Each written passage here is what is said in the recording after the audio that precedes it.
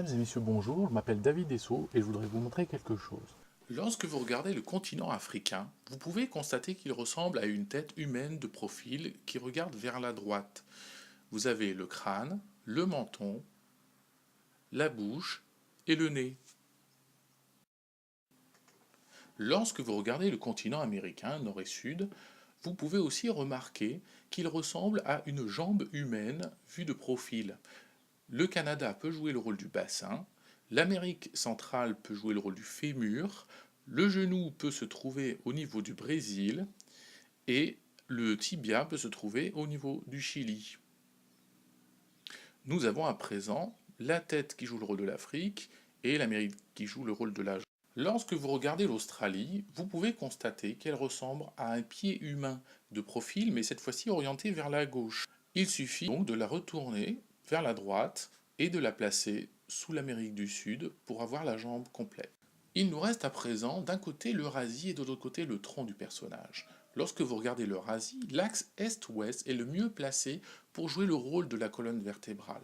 Quant aux bras, la Scandinavie et l'Arabie de l'autre côté sont les mieux placés pour jouer ce rôle. Il reste le rôle du ventre. L'arrondi de l'Inde et de la Chine sont aussi les mieux placés pour jouer ce rôle. Voilà, il ne reste plus qu'à faire pivoter ce continent, à le faire retourner pour qu'il soit orienté aussi vers la droite et le placer au niveau du tronc. Il reste encore le Groenland dont nous n'avons pas encore parlé. Vu qu'il reste un trou entre la Chine et le Canada, nous allons le placer à l'intérieur et nous verrons plus tard pourquoi il est pratique de le placer ainsi.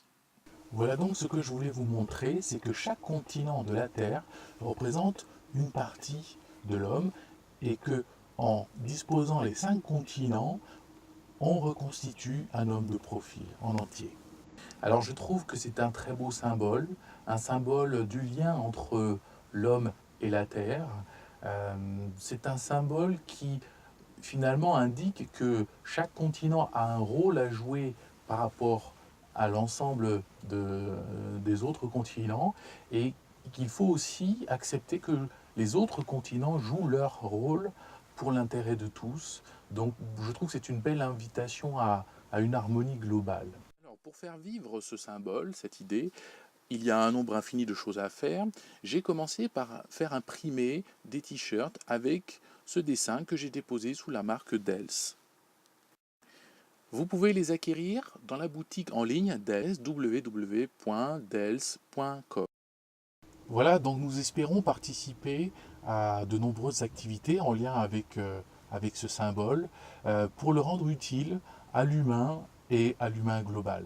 Donc j'espère à très bientôt.